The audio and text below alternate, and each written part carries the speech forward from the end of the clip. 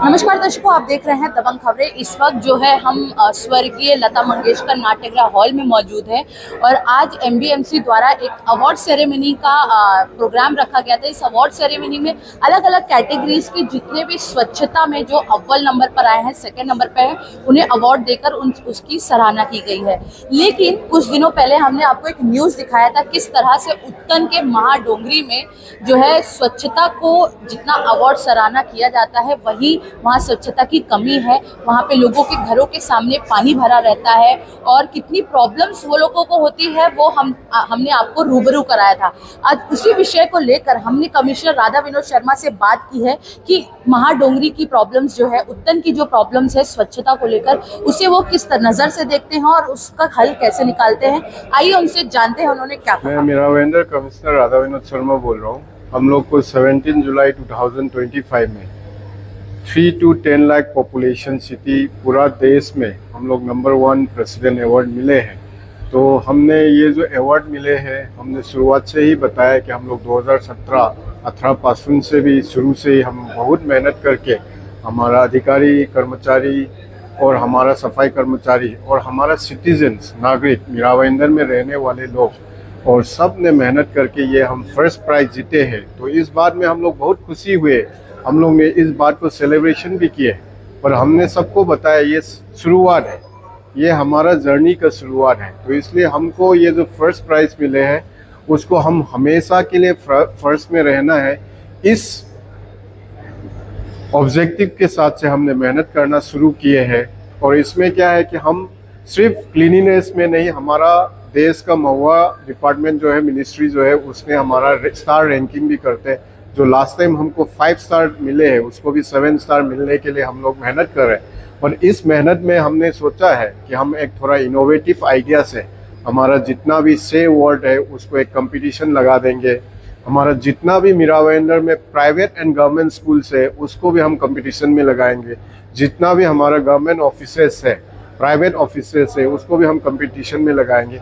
ये कंपटीशन जो है सिर्फ नेम के लिए कंपटीशन नहीं है, this is a fair and positive competition. इसमें क्या होता है कि एक ऑर्गेनाइजेशन, एक स्कूल एक दूसरा स्कूल से सीख जाता है और उसको इम्प्रूव करने के लिए एक ही दिन ऐसे करके इम्प्रूव करने के लिए ये लोग मेहनत ही करते हैं। तो आज हमने जो 15 अगस्त से हमारा इंडिपेंडेंस डे सेलिब्रेशन से हमने इस प्रोग्राम को ऑफिशियली रखे हैं और आज हम 4 दिसंबर को हमने प्राइज अवार्ड सेरेमनी रखे हैं। इसका मतलब ये नहीं है कि ये जो स्पर्धा शुरू किया है ये खत्म हो गया, ये कंटिन्यू रहेगा।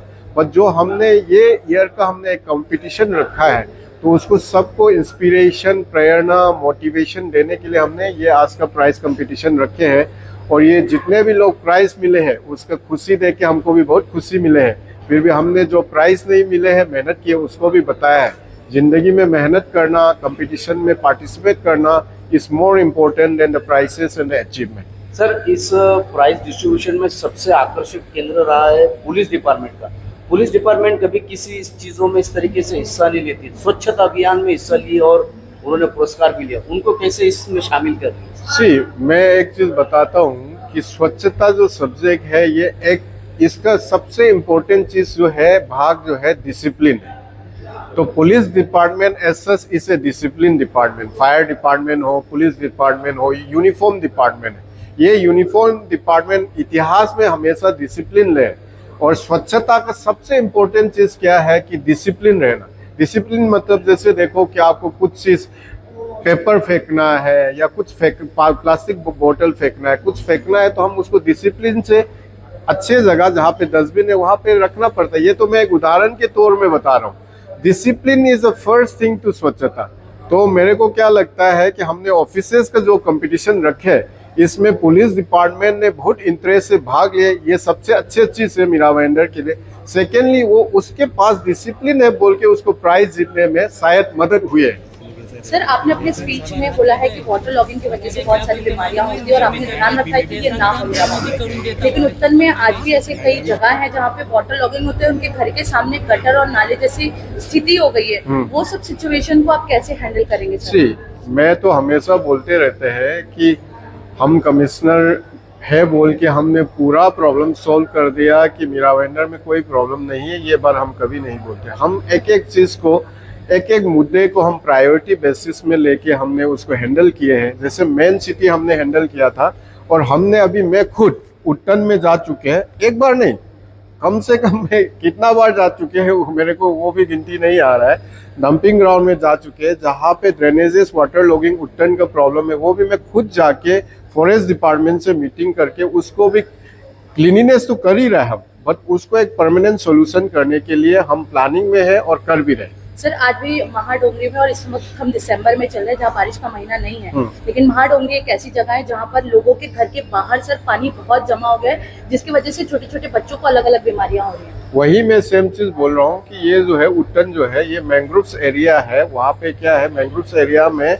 जो पानी है वो ऐसे साथा हुए नहीं है, वो तो उसका मैंग्रोव्स का एक स्पेशलिटी है। That is the definition of mangrove. उसके बीच बीच में थोड़ा पानी रहेगा, उसके बीच में प्लांट्स आते हैं, बट फिर भी जो भी कोई कचरा है या कुछ है, उसको सफाई करने के लिए, अच्छे से मेंटेन करने के लिए हम कर रहे हैं। Thank you.